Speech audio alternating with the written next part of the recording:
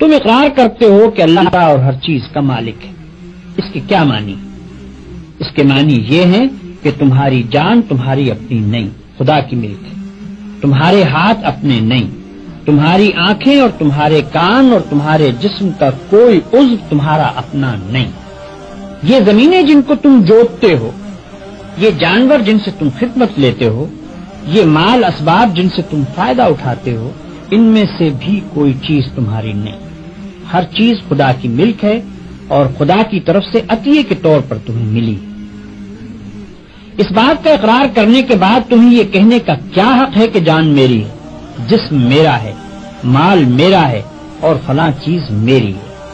دوسرے کو مالک کہنا اور پھر اس کی چیز کو اپنی قرار دینا بالکل ایک لغو بات ہے. اگر در حقیقت یہ بات سچے دل سے مانتے ہو کہ ان سب چیزوں کا مالک خدا ہی ہے تو اس سے دو باتیں خود بخود تم پر لازم ہو جاتی ہیں. ایک یہ کہ جب مالک خدا ہے اور اس نے اپنی ملکیت امانت کے طور پر تمہارے حوالے کی ہے تو جس طرح مالک کہتا ہے اسی طرح ان چیزوں سے کام لینا چاہیے. اس کی مرضی کے خلاف ان سے کام لیتے ہو تو دھوکہ بازی کرتے ہو.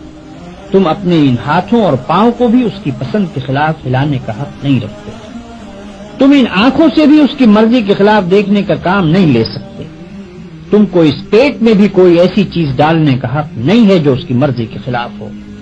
تمہیں ان زمینوں اور ان جائیدادوں پر بھی مالک کے منشا کے خلاف کوئی حق حاصل نہیں ہے.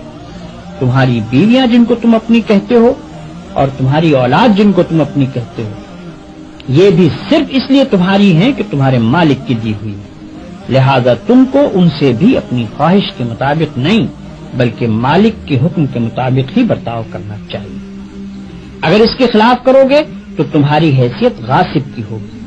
جس طرح دوسرے کی زمین پر قبضہ کرنے والے کو تم کہتے ہو کہ وہ بے ایمان ہے، اسی طرح اگر خدا کی دی ہوئی چیزوں کو تم اپنا سمجھ کر اپنی مرضی کے مطابق استعمال کرو گے یا خدا کے سوا کسی اور کی مرضی کے مطابق ان سے کام لو گے تو وہی بے ایمانی کا الزام تم پر بھی آئے گا.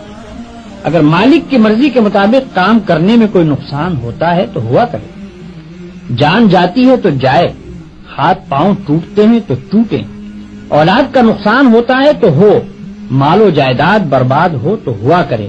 تمہیں کیوں غم ہو؟